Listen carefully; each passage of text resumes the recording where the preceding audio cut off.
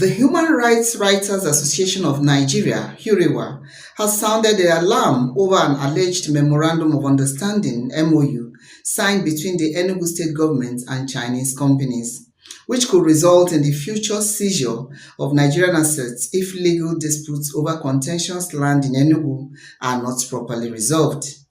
HURIWA, in a statement issued on September 25, 2024, expressed deep concern that Governor Peter Mba of Enugu State recently entered into agreements with Chinese companies, giving away the ownership of ancestral lands in Ugwaji or Kunano, despite ongoing litigation over the land.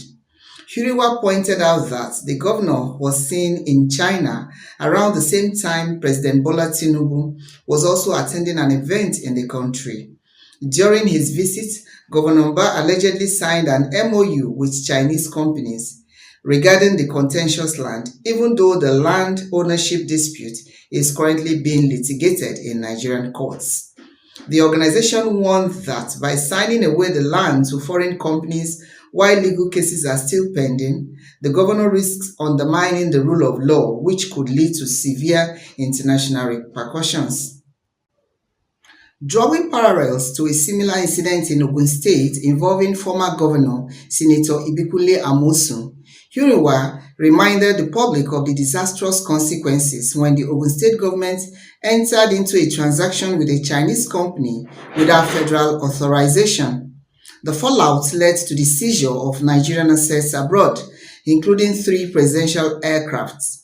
HURIWA, in the statement signed by the National Coordinator, Comrade Emmanuel Onwubiko, cautioned that Enugu State could face a similar fate if Governor Mba's actions result in future arbitration. Chinese companies could seize Nigerian assets internationally, such as embassy buildings in Beijing, if the court rulings favor the original landowners. HURIWA stated, "The Enugu State government should refrain from taking action on these lands until the legal disputes are resolved. If the governor proceeds with this transaction, Nigeria could face another embarrassing situation similar to that of Ogun State, where foreign companies confiscated Nigerian assets. Enugu State does not have any assets abroad, so it will be Nigeria's international assets that will be at risk."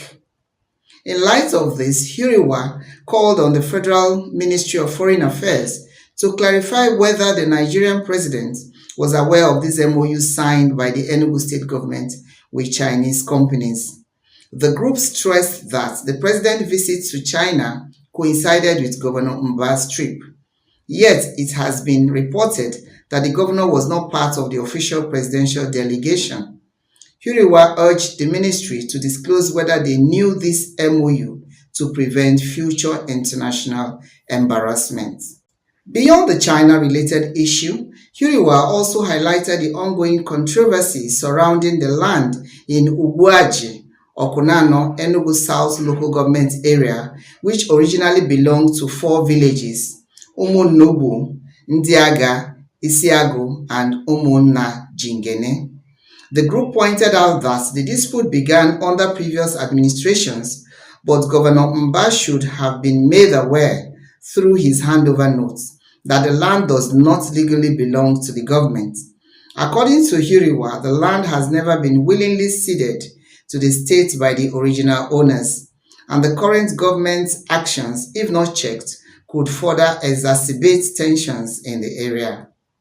HURIWA detailed the history of the dispute, noting that the land was officially revoked by the government in February 2021, despite being lawfully registered by the communities between 2011 and 2014.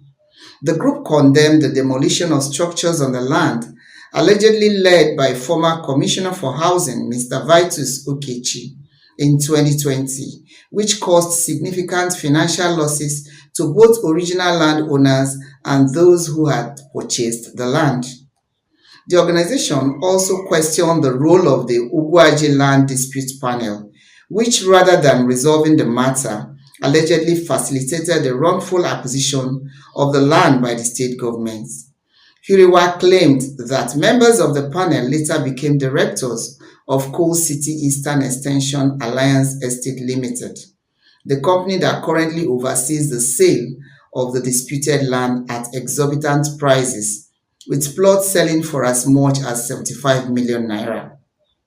HURIWA called on Governor Mba to respect the rule of law and allow the courts to decide the fate of the land.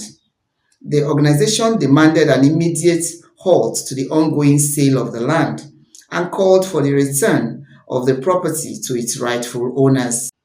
The group also urged the arrest and prosecution of Mr. Vitus Okechi for his role in the demolitions and the subsequent hardship suffered by the victims.